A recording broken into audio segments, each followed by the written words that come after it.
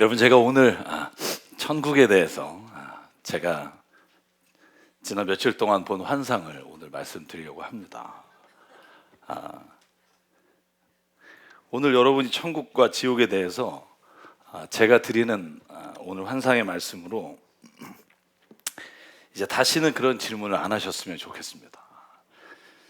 제가 웬만하면 잘 말하지 않지만 오늘은 좀 그 얘기를 해야 될 것 같습니다. 가서 너무나 엄청난 걸 봤기 때문에 이런 말로 표현할 수가 없는, 여러분이 말해도 아마 믿지 않을 것 같은 천국과 지옥에 관한 말을 제가 지금부터 하려고 합니다. 여러분, 오늘 이거 들으시고 다시는 거기에 대한 질문 안 하셨으면 좋겠습니다.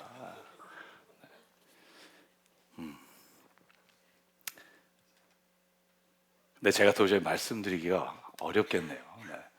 만약 제가 얘기하면 여러분들도 저를 굉장한 사람으로 이렇게 높여볼까봐 제가 안 하는 게 낫겠다는 생각이 갑자기 드네요. 그냥 저를 그냥 있는 그대로 봐주시고, 제가 그걸 본 걸 말 안 할 테니까 그냥 그런 줄 아시면 좋을 것 같아요. 네. 여러분, 지금 얼굴 보니까 뭐 사기당한 기분이다 이런 얼굴로 저를 보시는데, 여러분, 이게 바울이 한 말 그대로를 제가 한 거예요. 고린도후서 12장 제가 여러분에게 읽어드릴게요. 2절로 5절. 나는 그리스도를 믿는 사람 하나를 알고 있습니다. 그는 14년 전에 셋째 하늘까지 이끌려 올라갔습니다. 그때 그가 몸 안에 있는지 몸 밖에 있는지 나는 알지 못하지만 하나님께서는 아십니다. 나는 이 사람을 압니다. 그가 몸을 입은 채 그렇게 했는지 몸을 떠나서 그렇게 했는지를 나는 알지 못하지만 하나님께서는 아십니다. 이 사람이 낙원에 이끌려 올라가서 말로 표현할 수도 없고 사람이 말해서도 안 되는 말씀을 들었습니다. 나는 이런 사람을 자랑하려고 합니다. 그러나 내 자신을 두고는 내 약점밖에는 자랑하지 않겠습니다. 그리고 여기서 끝납니다. 얼마나 감질만 났겠어요. 뭔가 14년 전에 엄청난 걸 봤고 이제 그걸 막 얘기하겠다 그러다가 차라리 안 하겠습니다. 내가 얘기하면 나를 또 높여보는 여러분들, 그것 때문에 또 하나님이 아니라 내가 초점이 되는 거 옳지 않고 난 내 약함을 자랑하겠습니다. 그리고는 4절에 이렇게 말합니다. 내가 자랑하려 하더라도 진실을 말할 터이므로 어리석은 사람이 되지는 않을 것입니다. 그러나 자랑은 삼가하겠습니다. 그것은 사람들이 내게서 보거나 들은 것 이상으로 나를 평가하지 않게 하려는 것입니다. 제가 앞에 말한 거하고 뭐가 다르죠? 제가 풀었지 똑같은 내용이에요. 그리고는요, 사도 바울은 단 한 번도 천국에 관한 이야기를 하지 않습니다. 지옥에 관해서 보고 온 이야기도 하지 않습니다. 왜 그럴까요? 여러분, 저는 꼭 오늘 이 얘기를 나누고 싶습니다. 왜 천국에 관해서 지옥에 관해서 바울이 봤음에도 불구하고 이 얘기는 어차피 너무나 이 본 이야기가 여러분이 말해도 안 믿을 거고 나를 오히려 높여볼 거기 때문에 안 하겠습니다. 여러분, 어디 숨겨놓은 책에도 안 썼다니까요. 여러분, 예수님은 어땠나 볼까요? 오늘 저희가 읽은 마태복음 13장은요 처음서부터 거의 마지막까지 천국에 관한 비유예요. 성경은요, 예수께서 말한 천국에 관한 비유는 딱 7개밖에 없습니다. 그 중에 6개가 오늘 13장에 나와요. 첫 번째 비유는 알곡과 가라지 비유입니다. 24절로 30절까지 하나님이 마지막 날에 알곡과 가라지를 그냥 두라고 말씀하세요. 왜냐하면 너희들이 이거를 막 구분하려다가 오히려 알곡이 다칠 수 있다. 하나님이 심판하시는 그날까지 그냥 두어라. 그러면 하나님이 때가 되면 추수할 것이다. 두 번째 비유는요, 겨자씨 비유예요. 너네들이 보기에 천국은 진짜 별거 아닌 것 같지? 정말 이게 뭘 우리에게 힘을 줄 수 있을까 그런 생각이 들지. 그런데 그 겨자씨가 자라면 엄청난 나무가 돼서 그 나무 밑에 새들이 깃들어 거할 수 있는 엄청난 나무가 된다. 누룩에 관해 말씀하시면 이렇게 말합니다. 누룩은 마치 천국과 같다. 누룩은 보이지 않지만 조금만 들어가면 어느새 부풀어져서 그 모든 것을 다 장악하게 되고 만다. 그것이 천국이다. 그리고 말씀하시기를 너희가 만약에 천국이 뭐냐고 궁금하다면 내가 이렇게 말할게. 저 밭에 엄청난 보물이 있다는 걸 너네가 알았다면 집을 팔아 그 땅을 사지 않겠니? 천국은 이 정도 되는 데가 천국이다. 그리고 말씀하시기를 값진 진주가 여기 있다. 그러면 너의 소유를 다 팔아 이 진주를 사지 않겠니? 그리고 말씀하시기를 그물에서 고기를 잡았다 치자. 고기를 잡았으면 큰 것과 작은 것과 좋은 것과 나쁜 것을 구분하지 않겠니? 마치 천국의 마지막 때에 그런 심판이 있을 것이다. 그리고 마지막 마태복음 25장에 한 가지 비유를 더 설명하실 때 10처녀의 등불 비유를 말씀하십니다. 여러분 아마 많이 들으셨을 거예요. 10명의 여자가 신랑을 기다리는데 5명은 등불을 충분히 준비해서 기다리고 있고 5명은 그렇지 못함으로 인해 마지막 때에 신랑의 잔치에 들어가지 못하는 이야기를 예수께서 천국에 관한 비유로 말씀하셨습니다. 여러분 어떤 생각 드세요? 천국을 어딘지 어떤 데인지 아시겠어요? 여보세요? 제가 한번 여러분에게 지금 말씀드린 예수님의 모든 천국에 관한 비유를 말씀드려요. 그럼 여러분 천국을 한번 어떻게 그려볼 수 있겠어요? 어떤 데인지를? 저는 그게 잘 안 돼요. 예를 들면 천국에 가면 누가 있고 어떤 게 있고 어떤 모습으로 있고 이런 얘기가 지옥도 마찬가지예요. 여러분 지옥은 예수께서 딱 2번 말씀하십니다. 여러분 그 본문의 말씀이 마가복음 9장이에요. 43절과 49절 예수께서 지옥에 관해서 말씀하시는 가장 결정적인 게 마태복음 9장과 마태복음 25장인데 같은 내용이에요. 이런 말씀이에요. 너희가 만약에 손이 범죄를 하거든 손을 잘라버려라. 손을 가지고 지옥에 가는 것이 손 없이 천국에 가는 것보다 더 낫다. 아니 그렇지 않죠? 여러분 예수께서 말씀하시기를 너희가 눈이 범죄하면 눈을 빼버리라는 거예요. 그리고 천국 가는 것이 온전하게 지옥 가는 것보다 낫다는 거예요. 여러분 예수께서 딱 이 비유만을 말씀하세요. 그 외에 여러분 누가복음 16장에 거지 나사로가 천국에 가 있고 부자가 지옥에 가서 부자가 아브라함에게 물 한 모금만 달라고 외치는 장면 외에는 예수께서 설명하신 데가 없어요. 여러분 제가 말씀드린 지옥을 들으면 지옥이 어떤 곳인지 좀 잡히시나요? 아니요, 잘 안 잡힐 거래요. 딱 한 구절 있어요. 여러분 마가복음 9장 47절에 또 내 눈이 너를 죄짓게 하거든 그것을 빼어버려라. 내가 2눈을 가지고 지옥에 들어가는 것보다 차라리 한 눈으로 하나님 나라에 들어가는 게 낫다. 지옥에서는 그들을 파먹는 구더기들도 죽지 않고 불도 꺼지지 않는다. 모든 사람이 다 소금에 절이듯 불에 절여질 것이다. 이 불이라고 하는 단어를 지옥과 관련해서 설명하신 것 외에는 어떤 설명도 없다는 것에 주목하십시오. 그러면 제 질문할게요. 우리가 듣고 본 지옥에 관한 이야기는 어디에 나오는 걸까요? 단테의 신곡에 나옵니다. 여러분 단테의 신곡에 보면 지옥은 9가지로 돼 있어요. 그래서 가장 갈똥말똥한 사람들 1단계부터 9단계 저 지옥불의 끝에 있는 사람들까지 설명한 게 단테의 신곡이에요. 단테의 신곡을 언제 썼는지 정확히 모르지만 1308년에서 21년 사이예요.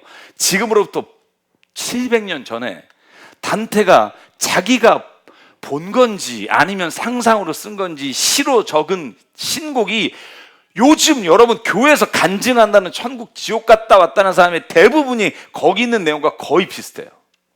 한번 들어보십시오. 담배 피다 온 사람, 뭐하다 온 사람, 세욕하다 온 사람, 이방 종교 믿다 온 사람들 어떻게 된다는 얘기가 다 단테의 신곡에 있는 내용과 어쩌면 그렇게 비슷한지 모르겠어요. 근데 정말 재밌는 거 아세요? 단테가 원래 국무총리 하다가 사형 선고 맞고 망명길에 이 글을 썼단 말이에요. 이 책을 쓰면서 지옥에 누가 갔는 줄 아세요? 지옥에 자기를 망명시킨 애들 다 넣어놨어요. 하나하나.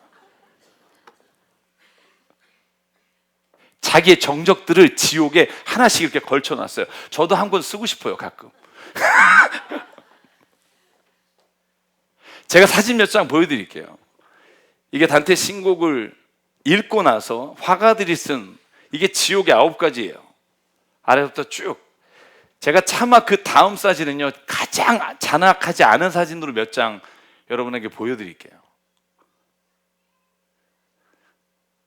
악한 영을 따르던 자들은 어떻게 되고 자살한 사람들은 여러분 잘 아시죠? 나무처럼 딱딱하게 돼서 부러뜨리고 다시 또 나무가 되고, 어떤 죄를 지은 사람은 배를 계속 가르면 다시 붙으면 계속 배를 가르고, 이런 얘기가 신곡에 나오는 지옥에 관한 편, 연옥에 관한 편, 천국에 관한 편으로 나눠져 있어요. 단테가 지옥 입구에 이런 글을 써넣었죠. 이곳에 들어오는 자 모든 희망을 버려라. 어떤 분이 이거 성경 어디냐고 물어보시더라고요. 안 나와요. 저희들이 성경 말씀을 안다는 게 왜 중요하냐면, 성경을 보고 읽고 쓴 사람의 글과 성경을 혼돈하지 않을 수 있다는 거예요. 이것 또한 지나가리라, 이거 다윗이 말했다고 하는데 성경에는 없어요. 그거는 전승으로 내려오는 유대인들의 어록에 있는 말씀이에요. 여러분, 그래서 2020년 내년에 저희 전교우가 창세기부터 요한계시록까지 성경을 일독하는 프로그램을 저희가 만들고 있습니다. 저희 목회팀이 생명의 삶을 이제 다른 사람 거 안 쓰고 우리가 만들고 있어요. 매달 여러분에게 성경 말씀 창세기부터 요한계시록까지 다 읽고 묵상하고 셀모임 할 수 있는 교재를 지금 밤낮으로 만들고 있어요. 왜냐하면 성경 말씀을 모르고 여러분이 천국에 대해서 지옥에 대해서 상상하는 이야기를 떠들면 여러분, 그것이 얼마나 사람들에게 잘못된 인식을 주는지를 알아야 된다는 거예요. 젊은 우리 중고등학생들과 청년들이 이 자리에 있지만 천국에 관해서 지옥에 관해서 SNS에 떠드는 글에 절대로 현혹되지 말라는 말을 반드시 드리고 싶어요. 그럼 제 질문이 이거예요. 왜 예수는 천국과 지옥을 다 보시고 아심에도 불구하고 쓰지 않으셨을까 하는 거예요. 왜 그 잔악한 지옥이라면 왜 그것을 설명하지 않으시고 천국의 그 아름다움을 쓰시지 않고, 다만 천국은 마치 보물과 같아, 너희가 발견하면 너의 전 재산을 팔 수 있다고 왜 비유로만 말씀하셨을까요? 비유가 뭡니까? 비유란 내가 무엇인가를 봤는데 설명해봤자 못 알아들을 때 그 사람들이 알 수 있을 만한 이야기로 바꿔서 말하는 게 비유예요. 비유 외에는 말씀하시지 않았다는데 주목해야 합니다. 사랑하는 여러분, 우리가 앞에서 본 마태복음 25장을 보면 천국에 관해 말씀하실 때 등불을 준비한 열처녀에 관한 이야기가 끝난 다음 무슨 얘기가 나오는지 아십니까? 여러분, 이 연결고리를 읽을 줄 알아야 성경을 볼 수 있어요. 그 다음에 바로 나오는 말이 14절과 15절인데 이렇게 되어 있습니다. 마태복음 25장, 또 하늘나라는 이런 사정과 같다. 어떤 사람이 여행을 떠나면서 라고 다음 이야기가 연결돼요. 13절까지는 깨어 있어라, 그날과 그 시각을 알지 못한다, 이렇게 말했으면 여러분 종말에 관해서 말을 해야 맞잖아요. 여러분, 열처녀가 등불을 준비해서 다섯은 못 가고 발을 동동 굴렀어요. 그 다음에 천국에 갔을 때 혹은 지옥에 갔을 때 이런 일이 일어난다고 말해야 되잖아요. 아니, 바로 다음 절에 예수께서 말해요. 마치 하나님이 너희들에게 1달란트와 2달란트와 5달란트를 주신다. 그 달란트를 땅에 숨겨놓고 너희가 그 달란트를 쓰지 않는 자는 악한 종이라고 불림을 당할 거다. 여러분, 연결고리가 생각나지 않으세요? 여러분, 천국에 관해서 지옥에 관해서 말씀하신 다음에 예수께서는 항상 여기에 너의 삶의 모습을 돌아보라고 말씀하신다고요. 천국과 지옥이 이런 데니까 너희가 그것을 돌아보며 맨날 그것을 가지 않기를 혹은 가기를 소망하며 사는 게 아니라, 이 땅에 너에게 주신 그 달란트를 마음껏 쓰고 하나도 아낌없이 드린 후에 주님이 너를 부르시는 날 내게 오라고 말씀하시는 게 예수의 천국에 관한 비유라고요. 여러분, 아까 말씀드린 마가복음, 여러분, 지옥의 그 끔찍한, 차라리 눈을 빼버려라, 손을 잘라라, 그리고 마지막에 50절에 뭐라고 말씀하신 줄 아십니까? 마가복음 9장 50절, 49절 제가 읽어드릴게요. 48절부터 지옥에서는 그들을 파먹는 구독이고 죽지 않고 불도 꺼지지 않는다. 모든 사람이 다 소금에 절여서 불에 절일 것이다. 그러면 이 다음 말에 뭐가 나와야 되겠어요? 여러분, 상상도 못할 50절의 말을 예수께서 던지십니다. 같이 읽을까요? 시작. 소금은 좋은 것이다. 그러나 소금이 짠맛을 잃으면 너희는 무엇으로 그것을 짜게 하겠느냐? 너희는 너희 가운데 소금을 쳐두어서 서로 화목하게 지내어라. 아멘. 손을 잘라라, 눈을 빼라. 여러분, 마치 지옥에 가는 두려움의 말씀으로 우리를 두려움에 떨게 하고 우리를 삶 가운데 자유함을 누리지 못하게 하는 게 아니라, 그 말씀을 주신 이유, 제발 사랑해라. 마지막 날에 어차피 내가 너희를 이렇게 심판한 날이 올 거지만 지금 너희가 서로 소금을 줘 두듯이 화목하게 지내라. 사랑하는 여러분, 예수님은 천국을 준비하는 비유의 말씀을 통해 오히려 우리에게 이렇게 말씀하십니다. 지금 여기가 너에겐 너무나 중요하다는 거예요. 천국에 대한 소망과 지옥에 대한 두려움에 떨며 사는 게 아니라 그것에 관한 것은 내가 너희를 위해 예비할 테니 너희는 제발 이 땅에서 하나님이 너에게 준 것을 귀하게 여기고 그 모든 관계 안에 사랑하고 화목하며 주님이 오시는 그날을 가장 아름답게 선한 모습으로 기다리라는 거예요. 사랑하는 여러분, 우리의 삶을 진정으로 잘 살기 위해서 종말이 필요하지, 천국과 지옥에 대한 깨닫는 것이 필요하지, 그것을 위해 우리가 날마다 생각하며 상고하라고 이 말씀을 주신 게 아니라는 걸 저는 확신합니다. 여러분 믿으십니까? 여러분, 종종 어머님들이 이런 얘기해요. 만약에 저에게 어머니 말씀하신다면, 기철아, 아빠한테 좀 잘해라. 아빠 언제 돌아가실지 어떻게 아니? 너 아빠 이제는 기력 다 쇠하고 요즘 나한테도 기죽어 산다. 야, 아빠가 살면 얼마나 살겠니? 돌아가신 후에 정말 후회하지 말고 지금 효도해라. 여러분, 그 말 듣고 아들이 아이고 우리 아버지 돌아가시네, 장례식장 알아보고 상조에 가입해서 우리 아버지 돌아가실 때 어떻게 해야 되나를 준비하고, 아버님 뵐 때마다 아이고 아버지 괜찮으세요? 얼마 안 남으셨는데. 만약에 이러면 여러분, 그 엄마가 그걸 기대하고 그 얘기를 했겠냐고요. 왜 그 얘기를 했을까요? 지금 여기에 살아있는 동안 아버지에게 효도하며 그 말씀을 들으라는 거예요. 여러분, 예수께서 왜 종말에 관한 말씀을 비유로 말씀하시면서 꼭 빠지지 않는 게 뭐냐면 두 가지예요. 하나는 심판이 있다는 걸 믿으라는 거예요. 너의 삶의 지금의 모습이 결국 하나님이 오시는 그날에 하나님 앞에 서게 될 것이다. 두 번째, 그러나 결코 그것을 위해 그것만을 바라보며 사는 게 아니라 마치 겨자씨처럼 내 삶에 하나님이 주신 그 나라가 내 안에 이루어지고 내게 소망이 되고 내 삶의 변화가 됐다면 그 변화를 세상 가운데 넓게 번지게 하는 하나님의 사람으로 살아다오. 빛이 되어다오. 여러분, 솔로몬이 쓴 전도서를 읽어보면요, 인생의 허무함과 덧없음, 해 아래 정말 새 것이 없다라고 하는 허무주의가 그 안에 가득해요. 여러분, 그런데 그걸 왜 썼는 줄 아세요? 그러니까 지금 네 열심히 할 필요 없어, 어차피 가는 세상 의미 두지 마, 여러분 이렇게 얘기를 하려고 하는 게 아니에요. 여러분, 그 전도서의 가장 귀중한 5장 18절과 20절을 보면 여러분, 솔로몬이 뭘 말하기 위해 이 말을 했는지를 깨닫게 된다니까요. 같이 한번 읽어봅시다. 18절부터 시작. 그렇다, 우리의 한평생이 짧고 덧없는 것이지만 하나님이 우리에게 허락하신 것이니 세상에서 애쓰고 수고하여 얻은 것으로 먹고 마시고 즐거워하는 것이 마땅한 일이요 좋은 일임을 내가 깨달았다. 이것이 곧 사람이 받은 복이다. 하나님이 사람에게, 19절 시작. 하나님이 사람에게 부와 재산을 주셔서 누리게 하시며 정해진 몫을 받게 하시며 수고함으로써 즐거워하게 하신 것이니 이 모두가 하나님이 사람에게 주신 선물이다. 하나님은 이처럼 사람이 행복하게 살기를 바라시니 덧없는 인생살이에 크게 마음 쓸 일이 없다. 아멘. 왜 솔로몬이 인생에서 너희가 부를 갖기 위해, 너희가 원하는 걸 얻기 위해 사람을 서로 해치고 너희의 목적을 이루기 위해 사람을 수단으로 삼는 일들을 행하는 어리석음을 범하느냐? 해 아래 뭐가 이렇게 좋은 게 있다고? 그리고 말합니다. 그러니 네가 지금 먹고 마시는 거, 옆에 누군가 있는 거, 그걸 소중하게 여기며 선물로 여기며 사는 게 진짜 우리에게 주신 인생을 인생답게 사는 거다.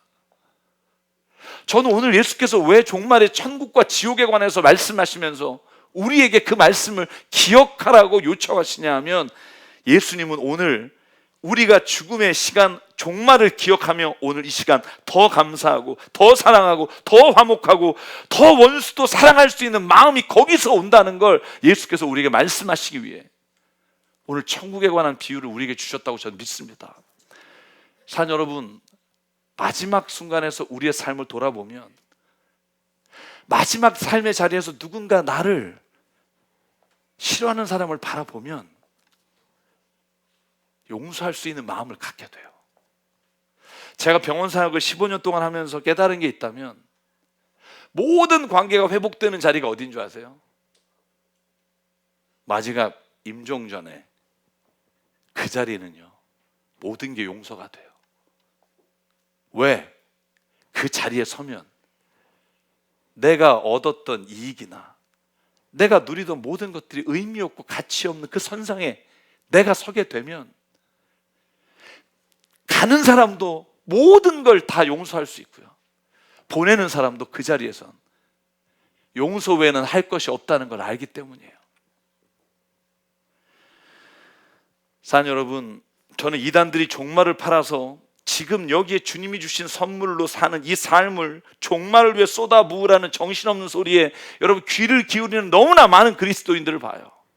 주님이 오신다고, 하나님 오신다고, 너희들 지금 하는 일이 뭐가 중요하냐고, 오직 주님께 나와서 예배하고 모든 걸 다 바치라고. 여러분, 그 말이 우리의 귀에 너무나 잘 들리는 이유가 뭔지 알아요? 지금 우리에게 주신, 하나님이 주신 이 삶에 대한 기대와 가치를 깨닫지 못했기 때문이에요.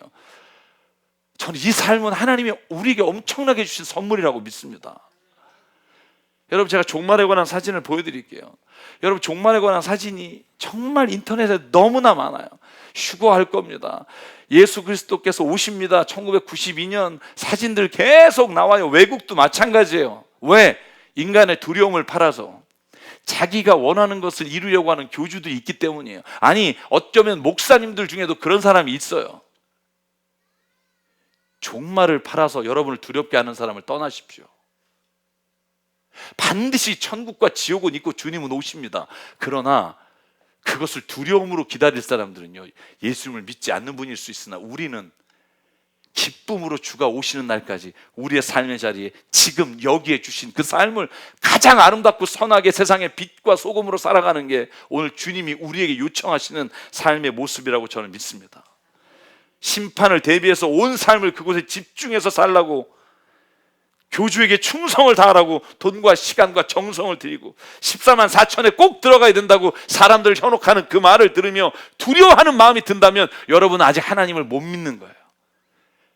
예수 그리스도는 이 땅에 오신 하나님이시고 우리의 죄를 용서하시기 위해 십자가에 죽으시고, 여러분, 죄인을 위해 십자가에 죽으신 분이 우리를 두려움에 떨게 하시길 원하실까요? 천만의 말씀, 십자가에 죽으신 그 예수께서 우리를 자유케 하시기 위해, 우리를 모든 속박에서 해결하시기 위해 저는 십자가에 죽으셨다고 믿어요. 그걸 다시금 두려움으로 바꾸는 모든 이단과 모든 잘못된 말씀 앞에서 떠나시길 주의 이름으로 축원합니다. 주는 살아계시고 오늘도 우리의 모든 삶을 풍요롭게 하시고 고통과 절망 가운데서도 하나님의 살아계심으로 말미암아 누군가에게 소망을 줄 수 있는 사람, 그게 누굽니까? 저는 그리스도인이라고 믿어요. 주님은 약속대로 반드시 오실 겁니다. 그러나 그날을 바라보며 매일 고굴하며 사는 걸 원하지 않으시고 오늘 이 자리에 하나님이 얼마나 소중하고 값지게 살기를 원하시는지 말씀 구절 구절마다 예수께서 그걸 우리에게 하시는 거예요. 한 번 더 사랑한다고 말하세요. 한 번 더 내가 너를 믿는다고 말하세요.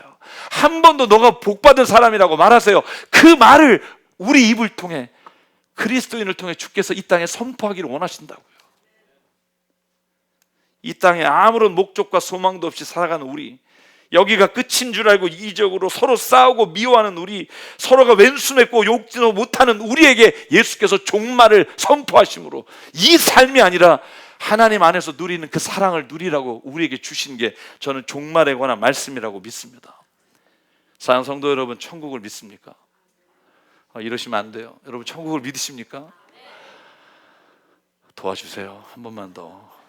여러분, 천국을 믿으십니까? 저는 확신합니다. 왜냐하면 저희 아버님을 꼭 만나야 되기 때문에. 저는 예수님이 말씀하신 대로 그 나라는 반드시 우리를 위해 준비되어 있습니다. 요한복음 14장 1절, 너희는 마음에 근심하지 마라. 여러분, 이 말에 주목하십시오. 천국을 소망하는 자는 근심하지 않습니다. 하나님을 믿으니 나를 믿으라. 내 아버지 집엔 있을 곳이 많다. 그렇지 않으면 내가 너희를 있을 곳을 마련하러 갔다가 너희에게 말했겠느냐. 나는 너희가 있을 곳을 마련하러 간다. 3절 같이 읽죠. 시작.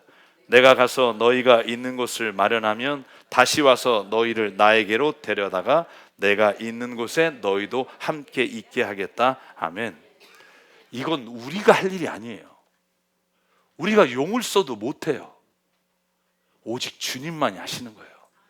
주님이 예비하시고 주님이 이끌어 주시는 걸 기다리면 돼요. 어떤 마음으로? 두려운 마음이 아니라 감사함으로. 죄진 게 있다면 회개하면 되지, 정죄하며 사는 건 하나님을 안 믿는 거예요. 이단들은 천국과 지옥을 무기로 삼아 가정을 파괴하고 교회를 파괴하고 세상을 파괴하려 하지만, 천국에 갈 수만 있다면 이 세상의 모든 관계를 무의미하게 만들려고 하지만, 그러나 예수는 오히려 그 반대라는 걸 잊지 마세요. 예수는 오히려 이 땅이 더 소중하게, 지금 여기가 얼마나 귀중한지를 보게 하시기 위해. 그래서 누가복음 17장 20절에 바리새파 사람들이 천국에 대해 빗대 말할 때 예수가 이렇게 말씀하십니다. 바리새파 사람들이 하나님의 나라가 언제 오느냐고 물으니 예수께서 그들에게 대답하셨다. 하나님의 나라는 눈으로 볼 수 있는 모습으로 오지 않는다. 또 보아라, 여기 있다 저기 있다 하고 말할 수 없다. 보아라, 하나님의 나라는 너희 가운데 있느니라. 여러분, 우리가 예배하는 이 자리에 하나님의 나라가 있다니까요. 그걸 왜 못 보는 줄 아세요? 하나님의 나라와 우리의 지금의 모습을 전혀 연관돼 생각하지 않기 때문이에요. 저는 이곳이 하나님의 나라라고 누리고 이 기쁨을, 예배 가운데 하나님의 살아계심을 감격하는 사람들이 가는 곳이 천국이라고 생각해요. 이 쓸데없는 곳, 이 지지리, 이런 곳에서 내가 있느니 하나님 날 데려가십시오 하는 자를 하나님이 기뻐하시지 않으신다니까요. 사랑하는 여러분, 예수님은 천국을 말씀하시며 끊임없이 이 세상에서 용서와 화해와 사랑을 말씀하십니다. 왜냐하면 그것이 우리 믿는 자에게 주신 세상을 향한 특권이기 때문에 그래요.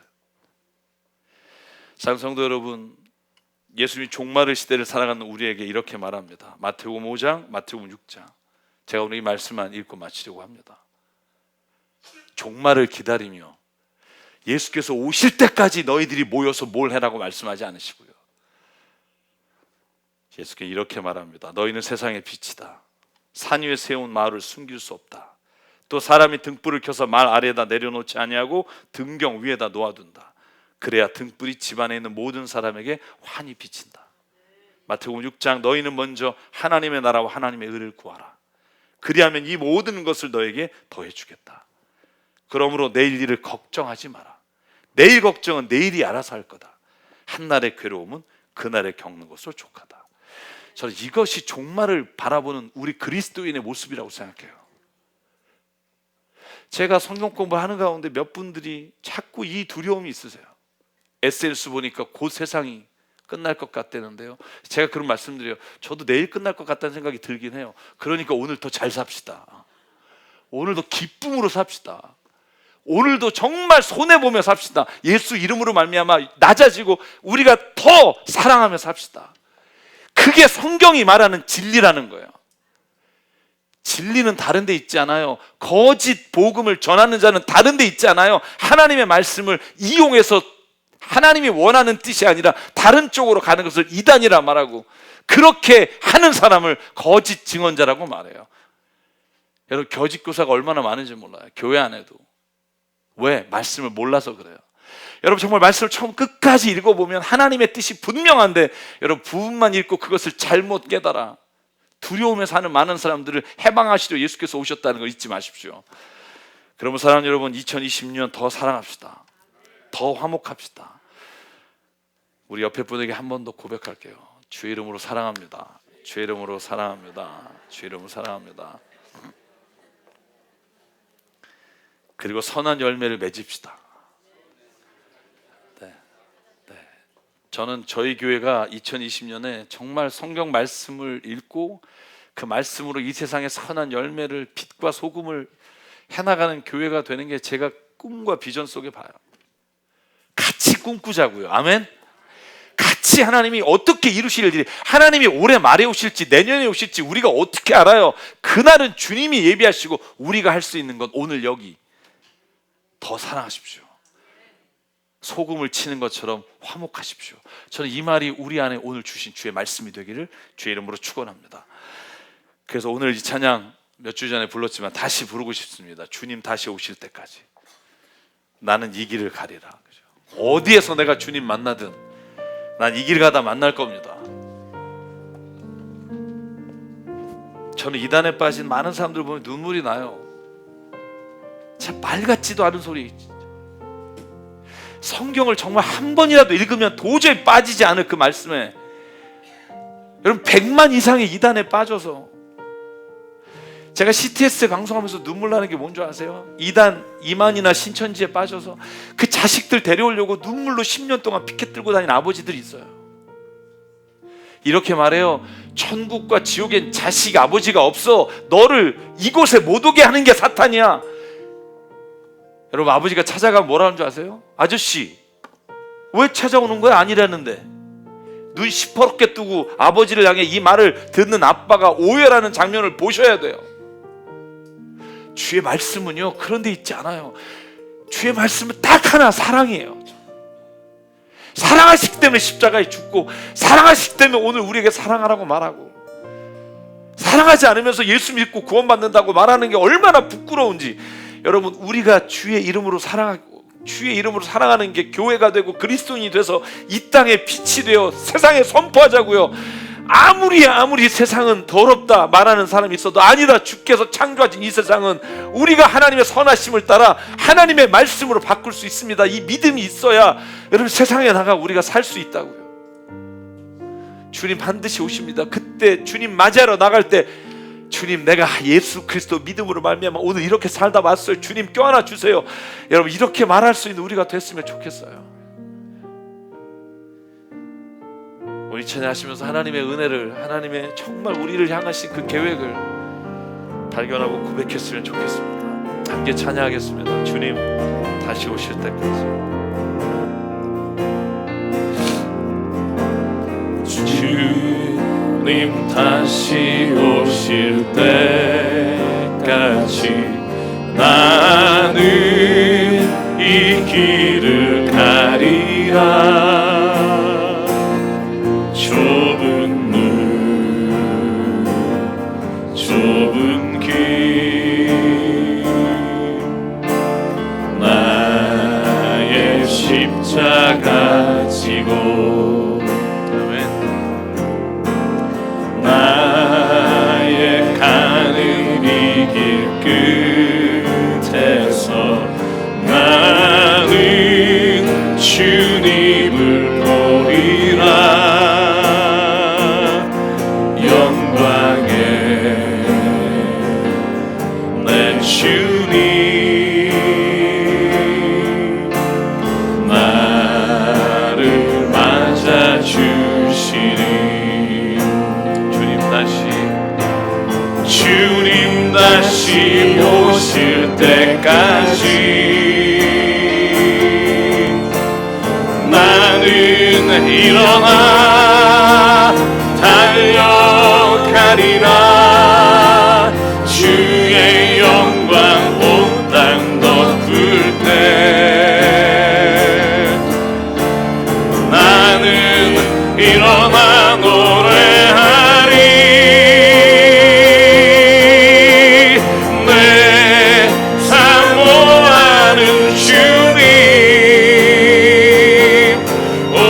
세상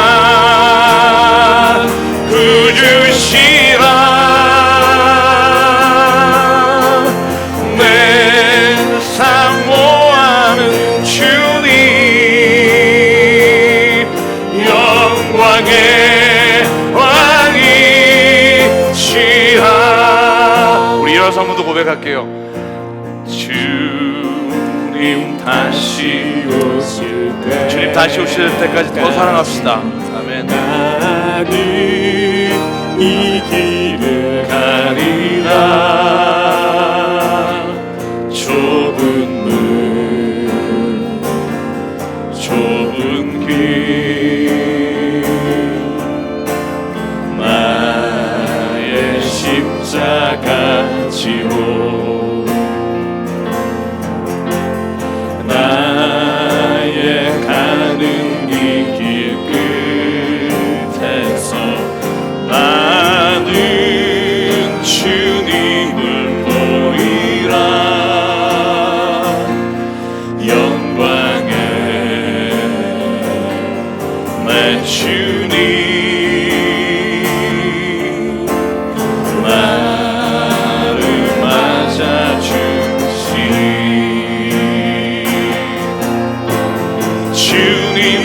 다시 오실 때까지 나는 이러한